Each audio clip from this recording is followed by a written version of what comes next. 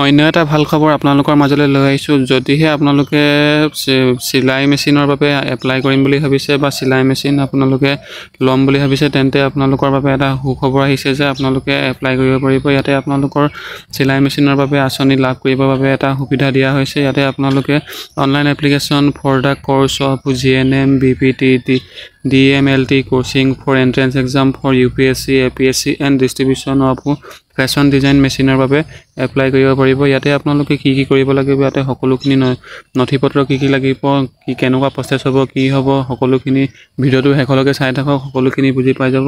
ইয়াতে আপোনালোকে আহিব অফিচিয়েল ৱেবছাইটত আহিব, আপোনালোকে welfare of ministry of development ৱেবছাইটটোত আহিব। তাৰপিছত ইয়াতে আপোনালোকৰ অপশ্যন এটা তললৈ স্ক্ৰল কৰিব আৰু ইয়াতে আপোনালোকৰ ক্লিক হিয়াৰ ফৰ ইয়াতে এক্সাম ইয়াতে পাব এপ্লিকেশ্যন। ইয়াতে আপোনালোকে ক্লিক কৰাৰ পিছত ইয়াতে আপোনালোকৰ কেইবাটাও অপশ্যন খোল খাব। ইয়াতে অপশ্যন আপোনালোকৰ খোল খাব। ইয়াতে আপোনালোকৰ বেনিফিচিয়াৰী এডভাৰটাইজমেণ্ট ন'টিছখন আপোনালোকে চাব পাৰে।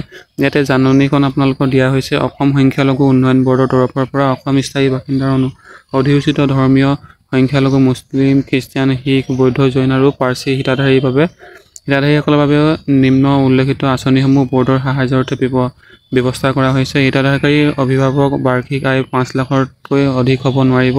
হিতাধিকাৰীয়ে অনলাইন যোগেৰে পূৰণ কৰা আবেদনসমূহৰ নথিপত্ৰ আপলোড কৰাৰ উপৰিও ইয়াতে আপোনালোকৰ ফটোকপি মূল সত্যাপন লৈ আহিব লাগিব। বাছনিকৃত আবেদনকাৰীসকল পৰৱৰ্তী সময়ত সংস্থাপনৰ তাৰিখ জনোৱা হ'ব।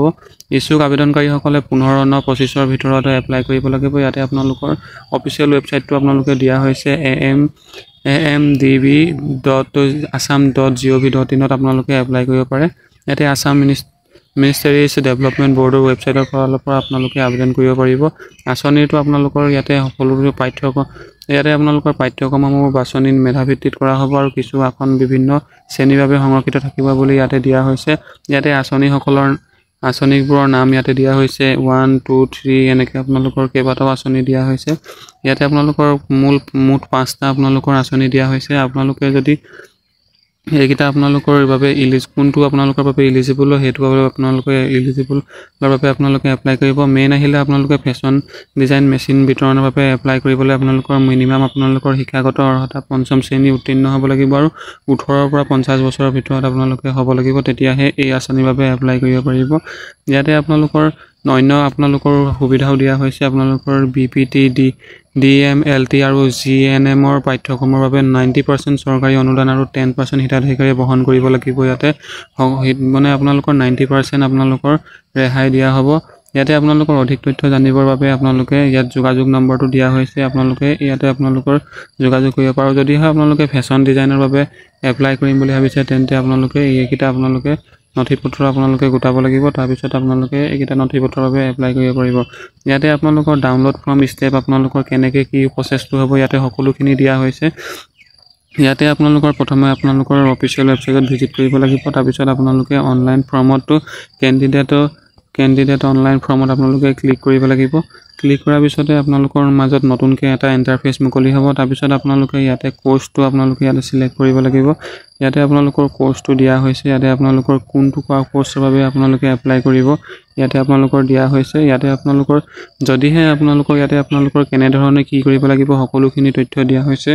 যদিহে আপোনালোকক কেনেধৰণৰ ফৰ্ম ফিল আপ কৰিব লাগে তেন্তে অন্য এটা ভিডিঅ'ত আপোনালোকক ফৰ্ম ফিল আপ কৰি পিনি দেখুওৱা হ'ব। ইয়াতে আপোনালোকৰ ফৰ্ম ফিল আপৰ প্ৰচেছটো আপোনালোকে যদি কৰিব নোৱাৰে, তেন্তে ইয়াতে আপোনালোকৰ ষ্টেপ 1 ষ্টেপ 2 আপোনালোকৰ সকলোখিনি দিয়া হৈছে। ইয়াতে আপোনালোকৰ personal information, father name, mobile number, তাৰপিছত আপোনালোকৰ মেল ফিমেল কি হয় এইটো দিব লাগিব। আপোনালোকৰ ভিলেজ টাউনটো আপোনালোকৰ দিব লাগিব, পোষ্ট অফিচ দিব লাগিব, পুলিচ ষ্টেচন দিব লাগিব।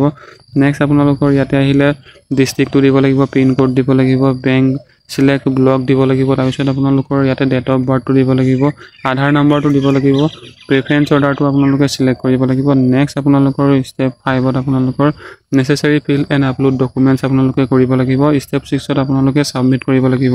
যদিহে আপোনালোকক ফৰ্মখন কেনেদৰে ফিল আপ কৰিব লাগে সম্পূৰ্ণকৈ ভিডিঅ' লাগে, তেন্তে আপোনালোকক নেক্সট ভিডিঅ'ত আপোনালোকে কেনেধৰণে ফিল আপ কৰিব সেইখিনি আপোনালোকৰ দিয়া হ'ব।